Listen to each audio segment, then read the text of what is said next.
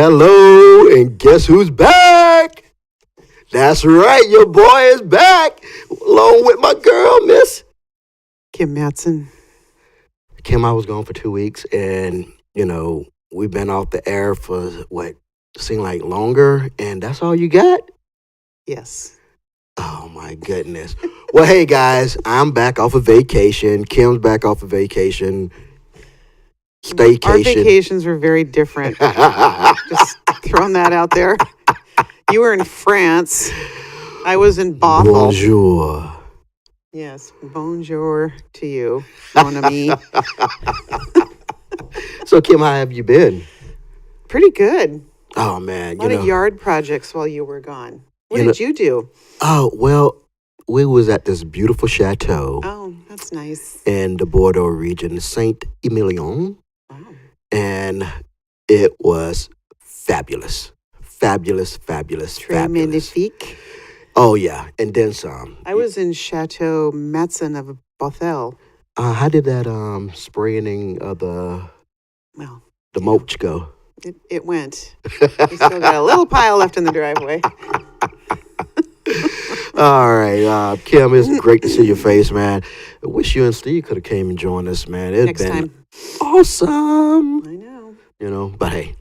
I don't want to use the word jealous, but totally jealous. Oh, man, it was all that and a bag of chips, Ahoy, and everything, man. Oh, unbelievable, man. And we finished it up in Paris. I hate eating outside, but I had to do what the Parisians was doing, cafe along the streets. Rome or Paris. Do what the Parisians do, right? Exactly. It was great. That's but good. Enough of that. It's nice that you're back. Thank you. It was great to be back. I must say, it was hard to leave. It really was. But, hey, it's great to be back home in the U.S. and everything, especially, being in your own home, being away. We broke our rule. We normally don't go anywhere past 7 days, but it was worth it. Yeah, you said you would have stayed for way longer than that. It was worth it, man, every bit of it. There's something nice about getting home, though. It is. I was like that part of, it's fun to go have the adventure, but there's something about opening the door to your house after you've been gone. It's like, you were like, good. And that's exactly how I was. We're like, I'm home. I was like Dorothy. There's no place like home. Wow. But I love the chateau. There's no place like home. Oh, but yeah, there's no place. There's a place that could be like home. Yeah. I think we should go in, and do a chateau, split a chateau, Okay. I mean, this place was just Start phenomenal. Fundraising now. GoFundMe. Okay, Kim. Pastor Steve came out of 1 Corinthians 9:19 through 27, and he had a title for the sermon. But what was your Murder the Sermon hit? My sermon is called Common Ground. Common Ground. But for those that watch the sermon online, like I did, I don't know what Pastor Steve was talking about. Well, sometimes the sponsor is not completely informed. But it was show Jesus to everybody. And he posed an interesting question, like, what wouldn't you do to win someone to Jesus? Mm-hmm. And I don't know the question that you're going to have at the end of the show, but I thought that was very, very interesting and made me ponder, what wouldn't you do? Well, because it's what wouldn't you do, not what would you do, right? So that I wrote that down. I'm like, well, that's a different way to phrase that. Yes. Because it does ask the question, how far will you go? Yes. But while refusing to participate in the sinful behavior that you're trying to, redirect. Mm-hmm. So I thought that was an interesting way to put that question. Yeah. He also was like, he would go so far except to sin. And the direction I felt that he was speaking on, it was exactly what Christ and the disciples did, or, at that time frame. And I think you could correct me if I'm wrong, but I think we, as a church body, we like that familiar, that comforting spirit of being with like-minded people. Mm-hmm. But Christ and the disciples, they showed a different thing. They showed like, you know what? I want to go with what we call the riffraffs. I'm going to hang out with them. Mm-hmm. Everyone that you said I shouldn't hang out with, that's who I'm going to hang out with. That's who I'm going to go break bread with, Right. Have a glass of wine with. And yeah. Yeah. Well, yeah, because it's about having personal responsibility on how we interact with other people. But and I wrote down too the gospel method might change, Mm-hmm. but the message does Doesn't. not. Exactly. And I really liked when Steve said that because there's a lot of sayings, there's a lot of sayings about how you can get the goal you want by doing something else. Yeah. And I think that really kind of stuck with me because if you're not with people who need salvation and you can't have conversations about what Christ has done in your life with these folks, it's the preaching to the choir, or you fill in any ism that you want there. Mm-hmm. But we are called to make disciples, and you can't do that if you're just talking to people that are already saved. I mean, that is completely contrary to what. If you're not hanging with somebody who needs Mm-hmm. salvation, then you're just having a conversation with somebody who already believes and follows the way you do. So, and I think that's the problem with the Pharisees and Sadducees of that time and era. They only hung out amongst themselves. They wasn't so much concerned with bringing people to know God. It was all about them, and excuse me. They hung out with themselves, and they were self-righteous. Yep. And if we're not careful, we can fall into that programming also of being, we're right, you're wrong. I'm just going to isolate in my silo of more righteous believers mm-hmm. who think like me, and we worship the same God and all that stuff. Good to a point. It's good to be around like-minded folks. Well, that's where learning comes from, right? I mean, you have Bible study, and Mm-hmm. we have small group, and Mm-hmm. we do life together to reinforce the things that we already know are true.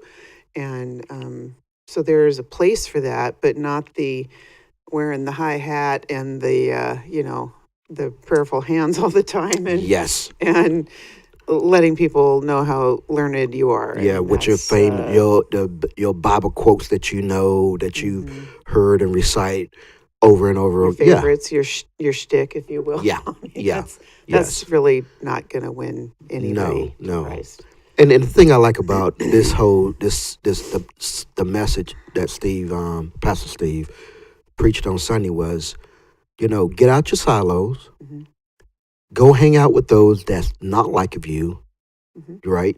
And take on what Paul was saying. I must become all things to all people, Mm-hmm. so I can perhaps win them to Christ. Yeah, I was going to read verse 19, and we are in a race to win everlasting life through Christ, not without direction or aimlessly, right? But Right. verse 19 is, though I am free and belong to no one, Mm-hmm. I have made myself a slave to everyone to win as many as possible. Yes. Because and then I thought about too, do you ever enter a race to lose? I mean, do you go into a race of any sort or a contest of any sort and think, man, I really hope I lose this. I'm trying to get that 7th place. Christ gives us a victory already, right? So we can go in with surety that even if we don't see the fruit of the labor instantly, which probably not going to happen, Mm-hmm. We stay in the race. We see it to completion. We have victory in Christ, and we know that. And that's what we get to share with folks who are maybe not quite there.